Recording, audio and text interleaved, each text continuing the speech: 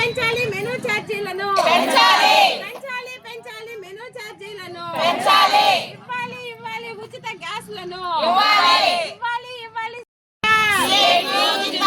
వర్ధిల్లాలి వర్ధిల్లాలి anganwadi workers and helpers union వర్ధిల్లాలి వర్ధిల్లాలి వర్ధిల్లాలి anganwadi workers and helpers union వర్ధిల్లాలి. నా పేరు Radha, Atmakur anganwadi workers and helpers union project కార్యదర్శిని. మేము 23వ తేదీ నుంచి రిలే దీక్షలను చేస్తున్నాము.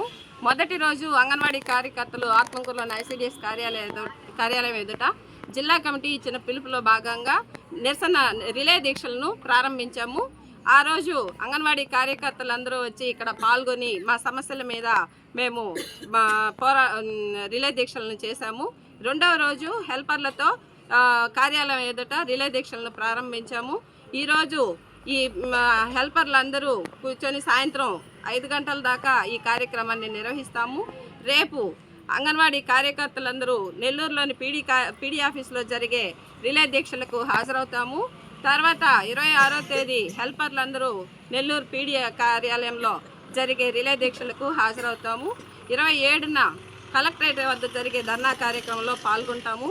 2వ తేదీ విజయవాడలో జరిగే మహాధర్నా కార్యక్రమంలో పాల్గొని మేము పోరాటాన్ని విజయవంతం చేయాలని అందరికీ పిలుపునిచ్చున్నాము. అదేవిధంగా పాల్గొని విజయవంతం చేస్తామని తెలియజేస్తున్నాము. ఎందుకనంటే ప్రభుత్వం మేము 2023 డిసెంబర్ 12వ తేదీన మాకు వేతనాలు పెంచాలని చెప్పి 42 రోజులు సమ్మెను నిర్వహించాము. అప్పటి ప్రభుత్వం మా గురించి అస్సలు పట్టించుకోకుండా కనీసం ఒక 10 రూపాయలన్నా పెంచుతామనే మాట లేకుండా తప్పుకున్నారు. దాన్నే అప్పటి ప్రతిపక్ష నాయకులైనటువంటి మన ప్రభుత్వ నాయకులందరూ మాకు న్యాయం చేస్తామన్నారు.